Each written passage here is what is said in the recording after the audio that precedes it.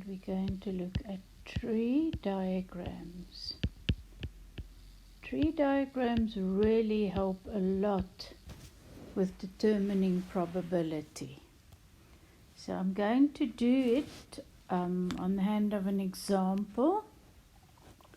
So let's assume I have, in a bag, I have 5 blue discs, 3 green discs, and 2 red discs. Right, so just before we start that, let's just quickly think. So what is the probability of getting a blue disc if I draw one disc? There are how many blue discs? 5 out of how many discs altogether? 10. So in general, if I would draw a disc out of this bag, half of the time I would get a blue one. Right, now in this specific example, we're going to choose 2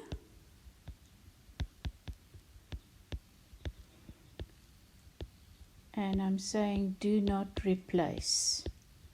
So you've got to understand now, you're going to put your hand in, pull out a disc, record its color, and then you're not going to put that disc back in the bag. Then you're going to put your hand in and draw another disc and record its color.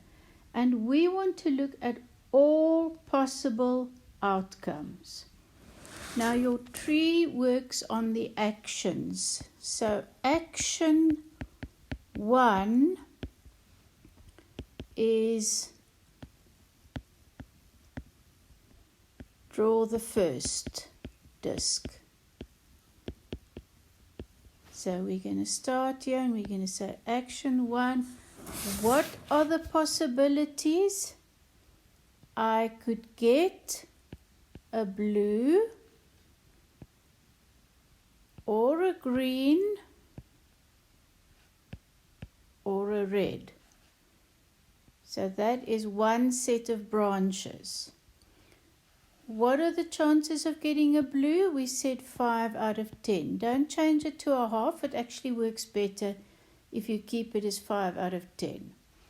What are the chances of getting a green? It would be 3 out of 10. What are the chances of getting a red? Would be 2 out of 10.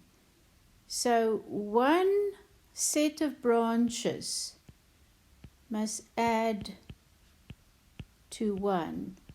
If you add 5 over 10 plus 3 over 10 plus 2 over 10, that should add to 1. So that was my action 1. Action 2 is draw second disc. So now you have to go back and say, go back to action 1. 3 things could have happened. So start with the first situation. If in the first case I had drawn a blue, then in the second case, again, I could get blue, green, or red, right? So let's take that further. Remember now, I have taken out one of the discs. How many discs are left? Only 9. So all of these will be out of 9. How many blue discs left? Only 4, because I've taken one. But I haven't taken any green if we go along these branches. So there are still 3 green left.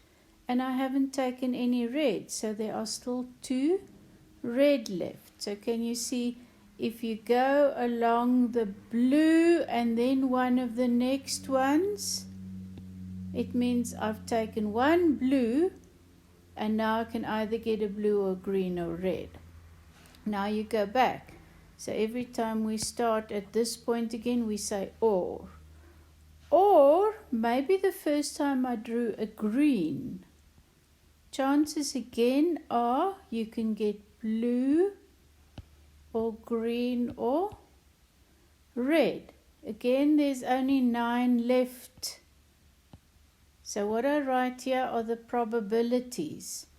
But if the first time I drew a green, then there are still 5 blue left. But there will only be 2 green and there's still 2 red. Right, so again, if you take each of the separate ones, you're going to say an OR. My last thing is maybe the first time I got a red. If I draw the second time, again I can get blue or green or red.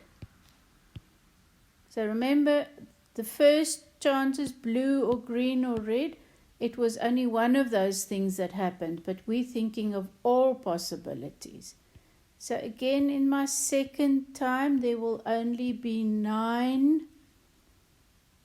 discs left in the bag. If I first drew a red, it means there are still 5 blue left.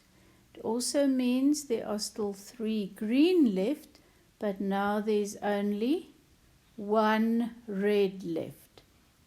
So now I've got all the possible outcomes. I could have gone blue and blue, or I could have gone green and red, etc., etc. So let's see some questions we could ask. What is the probability of getting 2 blue? That we see it's the probability of drawing blue and blue. There's only one way we could have done that, is if we went along this branch and then along that branch.